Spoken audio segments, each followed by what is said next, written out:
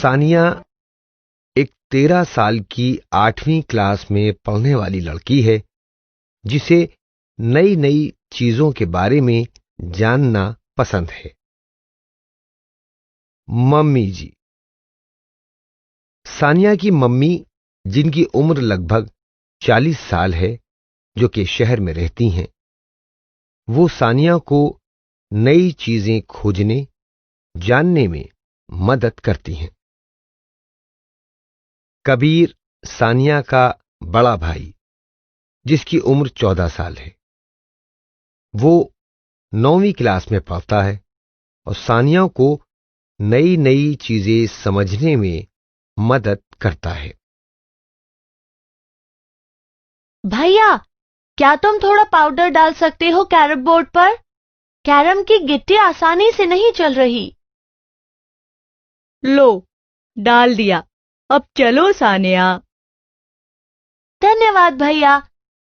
तुम जानते हो, मुझे आश्चर्य हो रहा है कि क्या ये जादू नहीं है कि जब पाउडर को कैरम बोर्ड पर डाला जाए तो गिट्टियां आसानी से चलने लगती हैं। जादू? ये घर्षण है, जादू नहीं पागल। घर्षण?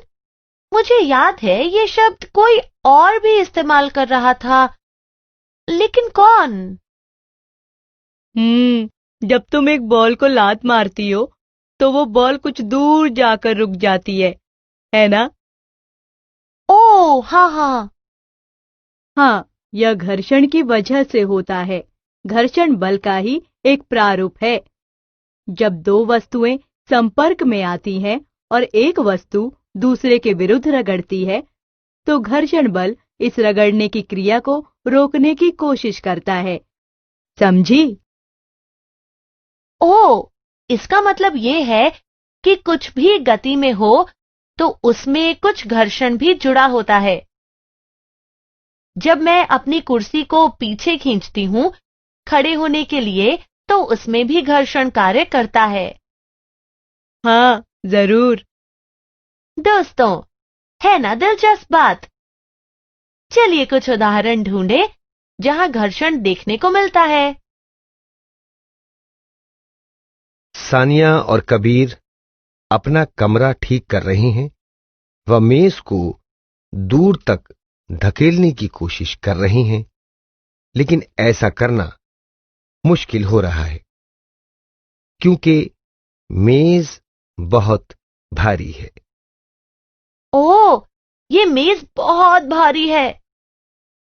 रुको, हम एक प्लास्टिक की चादर इस मेज के नीचे डालते हैं, जिससे इसे खिसकाने में आसानी हो। और आपको कैसे लगता है कि इससे मदद मिलेगी? अपने आप अनुमान लगाओ। ओह, घर्षण है। ये वह बल है जो मेज की गति का विरोध कर रहा है। लेकिन फिसलने वाली प्लास्टिक की चादरें घर्षण को कैसे कम करेगी? दोस्तों, क्या आप मुझे यह अनुमान लगाने में मदद कर सकते हैं कि ऐसा कैसे होगा? क्या आप अपनी किताब में देखकर कारण की पहचान करने में मेरी मदद कर सकते हैं? रसोई की फर्श पर कुछ तेल बिखरा हुआ है। सानिया और कबीर के रसोई में आते ही मम्मी उसे साफ कर रही हैं। ध्यान से बच्चों, तुम फिसल सकते हो। सानिया, चलो मम्मी की मदद करें। जरूर। आदर्श रूप से घर्षण हमें गिरने से बचाता है। हाँ। लेकिन कुछ कारक हैं जो घर्षण को कम करते हैं, जैसे कि इस मामले में फर्श पर तेल की चिकनाई। स्नेहन घर्षण को कम करता है, जिसका मतलब है कि कम घर्षण के कारण आप इस तेल पर फिसल सकते हैं। हाँ, इसीलिए यहाँ पर अधिक संभावना है फिसलने की। हमारे बिना गिरे चल पाने के लिए घर्षण कितनी आवश्यक चीज है। दोस्तों, आइए हम एक गतिविधि करें कि घर्षण को कैसे कम किया जा सकता है। आपको चाहिए 5 पेंसिल, समान आकार और समान वजन के 2 डिब्बे। पेंसिल को एक मेज पर समानांतर रखें, एक डिब्बे को इन पेंसिलों पर रखें और दूसरे डिब्बे को सीधे टेबल पर रखें। अब दोनों डिब्बों को एक साथ धकेलें। किस डिब्बे को एक से दूसरी जगह हिलाना आसान रहा? सानिया, मम्मी और कबीर टीवी पर रॉकेट की लॉन्चिंग देख रही हैं। मुझे तो रॉकेट का पतला लंबा सा आकार बहुत अच्छा लगता है। हाँ सानिया, रॉकेट को यह आकार एक महत्वपूर्ण उद्देश्य से दिया जाता है। इतनी तेजी से उड़ पाने के लिए एक वायु गतिकीय आकार बहुत जरूरी होता है। वायु गतिकीय आकार, यह क्या होता है? किस तरह वायु किसी ठोस चीज के आसपास चलती है, यह वायु गतिकी से पता चलता है।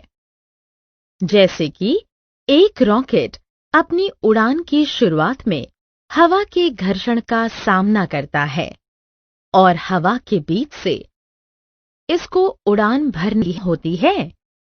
यह हवा के घर्षण को कम करने के लिए एक विशिष्ट आकार देता है, जिससे वायु गतिकीय आकार कहा जाता है। क्या तुम दोनों वायु गतिकीय आकार वाले अन्य वाहनों के बारे में बता सकते हो? हाँ, हवाई जहाज की एक समान आकृति होती है और इसी तरह नावों और जहाज की। दोस्तों, क्या आपने ध्यान दिया है कि चिड़ी छक्का यानी बैडमिंटन खेलते समय जिस चिड़ी का इस्तेमाल करते हैं, उसका आकार भी कुछ ऐसा ही होता है।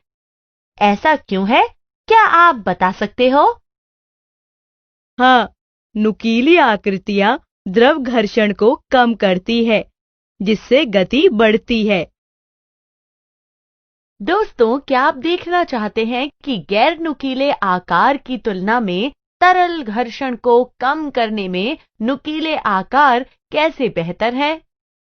एक गतिविधि करते हैं। 2 कागज लीजिए, एक का हवाई जहाज बनाइए और दूसरे की गेंद। दोनों को एक साथ फेंकिए। कौन सी चीज आगे गई? सारांश: घर्षण बल का ही एक प्रारूप है। जब 2 वस्तुएं संपर्क में आती हैं और एक वस्तु दूसरी के विरुद्ध रगड़ती है, तो घर्षण बल इस रगड़ने की क्रिया को रोकने की कोशिश करता है। जो कोई वस्तु चलती है, उसमें कुछ घर्षण होता है। स्नेहन घर्षण को कम करता है। वायु गतिकीय आकार द्रव घर्षण को कम करता है।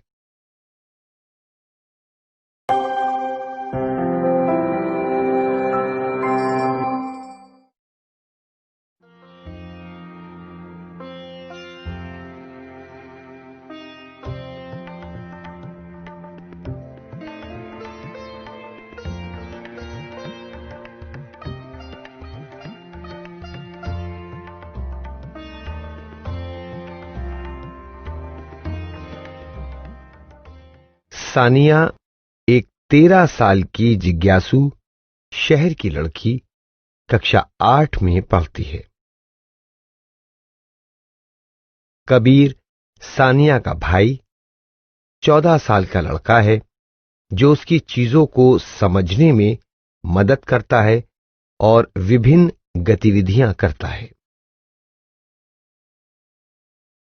मम्मी सानिया की मां, जो उन्हें विभिन्न अवधारणाओं को समझने में सुविधा प्रदान करती हैं।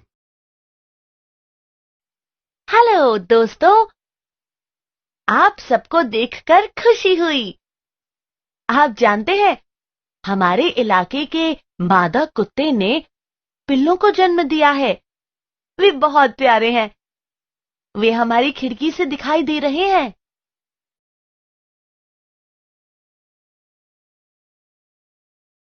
देखिए मम्मी, ये पिल्ले कितने प्यारे हैं। हाँ, बच्चे तो सभी के प्यारे लगते हैं, चाहे जानवर हों या पौधे। हाँ, नन्हे नन्हे पौधे देखने में कितने प्यारे लगते हैं ना। मुझे याद है, पिछली कक्षा में मैंने पढ़ा था पौधों के प्रजनन के बारे में। मम्मी, क्या जंतु भी पौधों की तरह बच्चों को जन्म दे सकते हैं?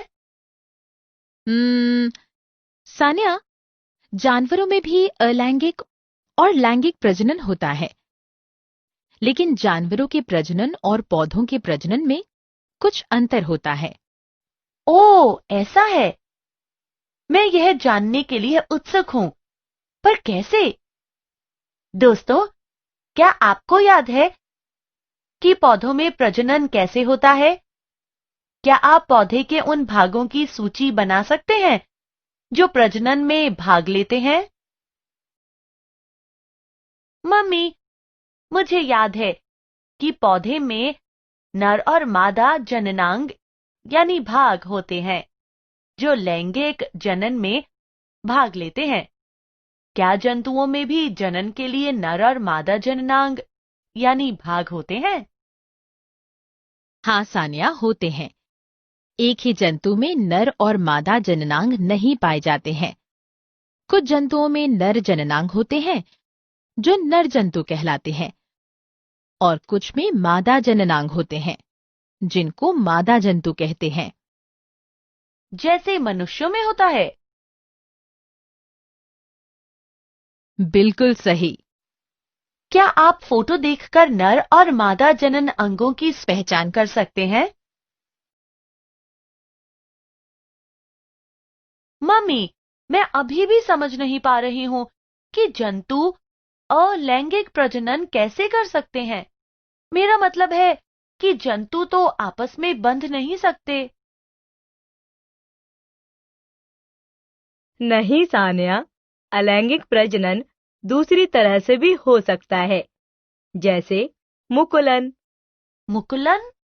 हाँ, दरअसल अलैंगिक जनन अपनी ही तरह का जंतु पैदा करने का बहुत ही कारगर तरीका है। जरा सोचो, अगर तुम खुद ही दो हिस्सों में बंट जाओ और खुद के जैसा जंतु पाओ। मुझे इसके बारे में जानकारी नहीं है कि जंतु खुद के जैसा जंतु कैसे बना सकते हैं। सानिया, सारे जंतु ऐसा नहीं कर सकते, परंतु अलैंगिक जनन कुछ जंतु जैसे हाइड्रा और अमीबा ही कर सकते हैं। हाँ, नए जीव मुकुलन एवं द्विखंडन के द्वारा पैदा होते हैं और एकदम अपने जनक जैसे ही दिखते हैं।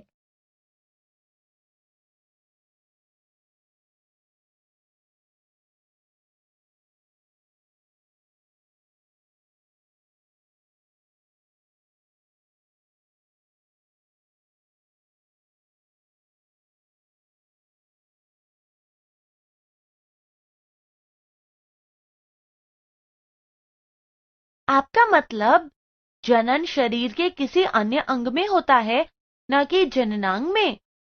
हाँ, पर कैसे? चलो, हाइड्रा का उदाहरण लेते हैं। हाइड्रा साफ पानी का सूक्ष्म जीव है जो कि मुकुलन द्वारा जनन करता है। अनुकूल वातावरण में उसके डंठल पर कली निकलना शुरू होती है। कली अपने जनक हाइड्रा जैसा ही जाल बनाने लगती है। धीरे धीरे कली अपने जनक जीव से अलग होने लगती है। जैसे ही कली पूरी तरह से अलग हो जाती है, एक नया और समान हाइड्रा बन जाता है। ये तो मजेदार है। क्या अमीबा भी इसी तरह मुकुल बनाता है? नहीं सानिया, अमीबा द्विखंड द्वारा जनन करते हैं।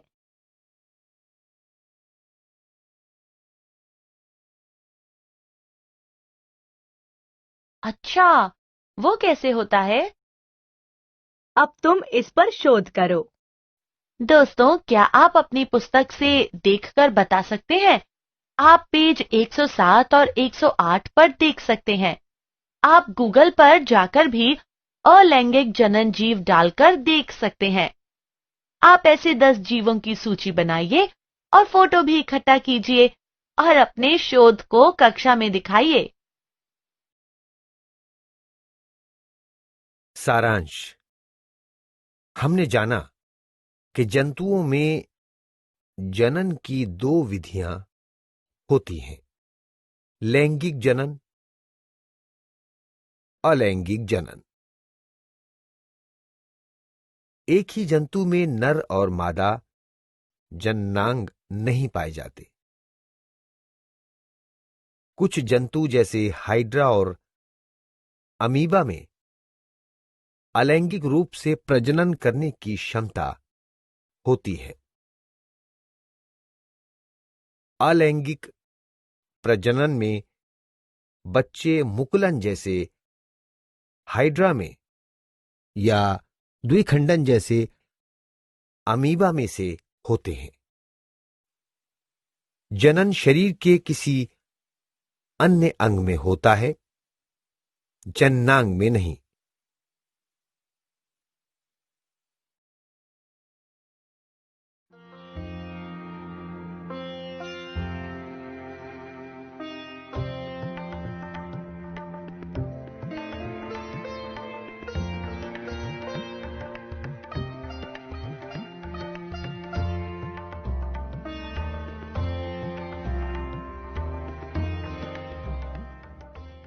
सानिया एक 13 साल की जिज्ञासु शहर की लड़की कक्षा 8 में पढ़ती है।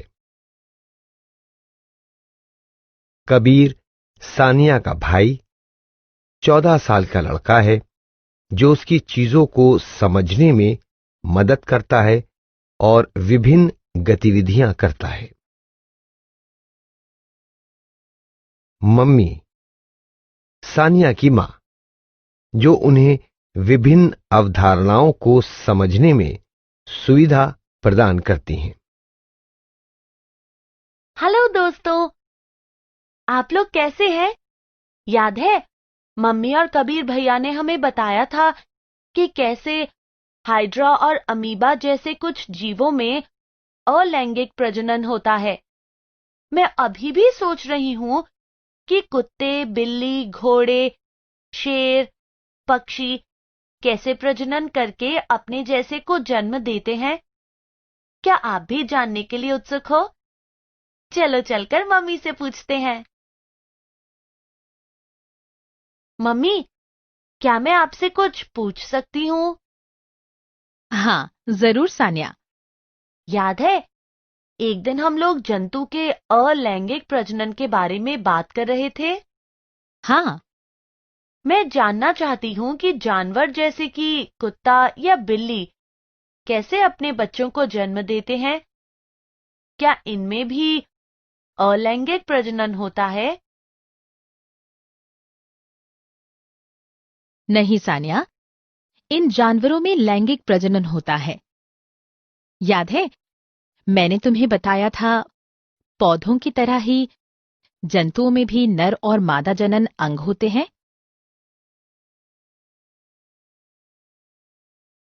हाँ मम्मी। ये अंग लैंगिक जनन में बहुत ही महत्वपूर्ण भूमिका निभाते हैं। पौधों में जिस तरह से अंग भाग लेते हैं। हाँ सानिया। मम्मी, ये अंग प्रजनन के लिए कैसे काम करते हैं? इससे पहले सानिया, क्या तुम जानती हो कि ये अंग क्या हैं?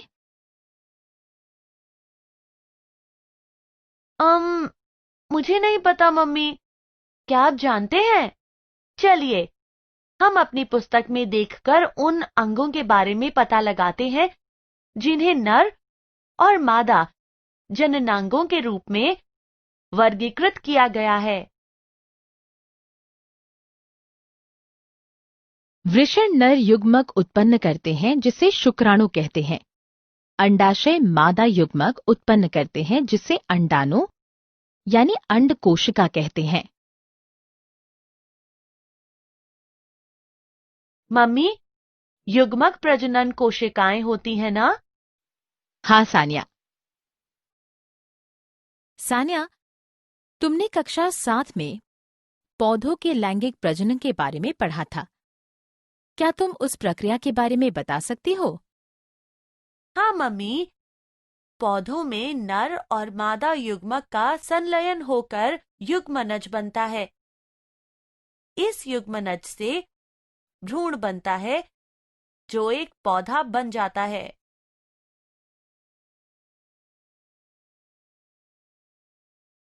बहुत अच्छे सानिया, तुम्हें ये प्रक्रिया याद है। जंतुओं में भी निषेचन की यही प्रक्रिया होती है। मादा युग्मक या अंडाणु और नर युग्मक या शुक्राणु के साथ जुड़ जाते हैं जिससे युग्मनज बनता है। ये माता और पिता दोनों के कुछ लक्षण को प्राप्त करता है।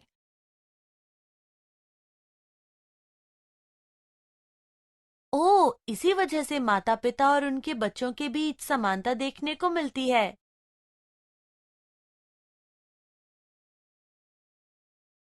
बिल्कुल। दोस्तों, क्या अब आपको ये समझ में आया कि क्यों कुछ लोग ये कहते हैं कि आप अपने माता या पिता की तरह लगते हैं? या आपका कोई लक्षण आपके माता पिता की तरह ही है?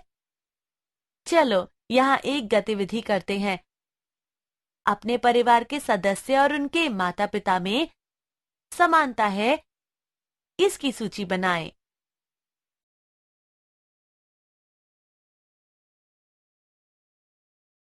मम्मी, मुझे एक चीज अभी भी समझ में नहीं आई।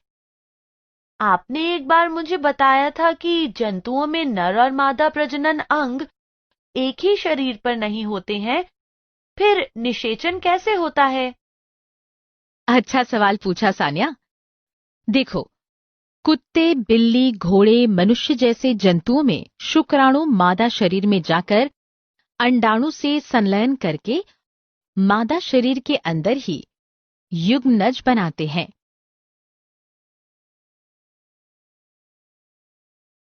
अच्छा, जिससे कि मादा शरीर के अंदर ही बच्चा विकसित हो। हाँ, इसे आंतरिक निषेचन कहते हैं। लेकिन ये कोई एकमात्र तरीका नहीं है जिससे जंतुओं में निषेचन होता है। और तरीके कैसे कैसे होते हैं? तुम अपनी किताब की सहायता से खुद पता करो। दोस्तों, अपनी किताब के पेज नंबर 103 पर आप इसके बारे में जान सकते हैं। सानिया, क्या तुम जानती हो, युग्मनज एक कोशिका है। ये एक जंतु की तरह बनने के लिए कई प्रक्रिया से गुजरती है। ओह, तो एक कोशिका से एक जीव बन जाता है।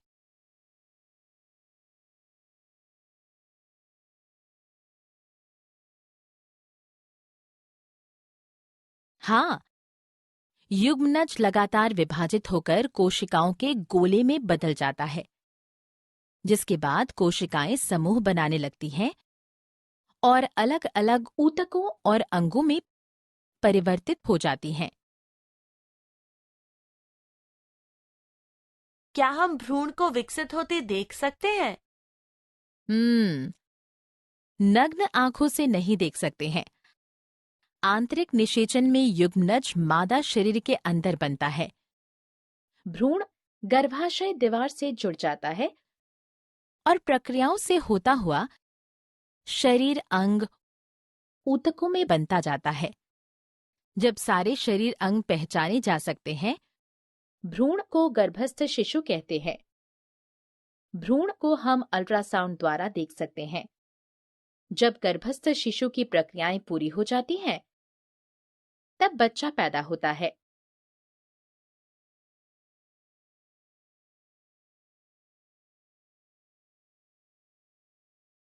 ये अल्ट्रासाउंड क्या होता है? चिकित्सकीय प्रक्रिया में अल्ट्रासाउंड यानी पराध्वनि द्वारा शरीर के अंदर की तस्वीरें लेते हैं। इससे भ्रूण के विकास की स्थिति का विश्लेषण करने में मदद मिलती है।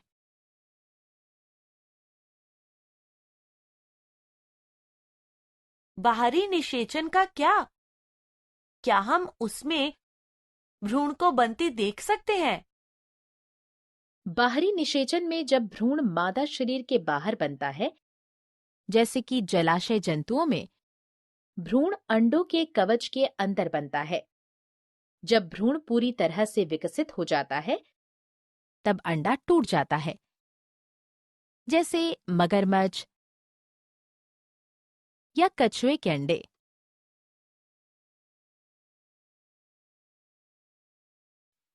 यह सचमुच हैरानी की बात है। हम सब एक कोशिका से बने हैं। आप भी हैरान हैं ना दोस्तों? सारांश। हमने जाना कि नर जनन अंगों में एक जोड़ा वृषण, 2 शुक्राणु नलिका तथा एक शिशन होता है। मादा जननांगों में एक जोड़ी अंडाशय, अंडवाहिनी तथा गर्भाशय होता है। शुक्राणु और अंडाणु के संलयन से युग्मनज बनता है और इस प्रक्रिया को निषेचन कहते हैं। निषेचन आंतरिक या बाहरी हो सकता है। युग्मनज लगातार विभाजित होकर भ्रूण बनाता है जो बाद में गर्भ बन जाता है। एक बार जब भ्रूण पूरी तरह से विकसित हो जाता है तो बच्चा पैदा होता है।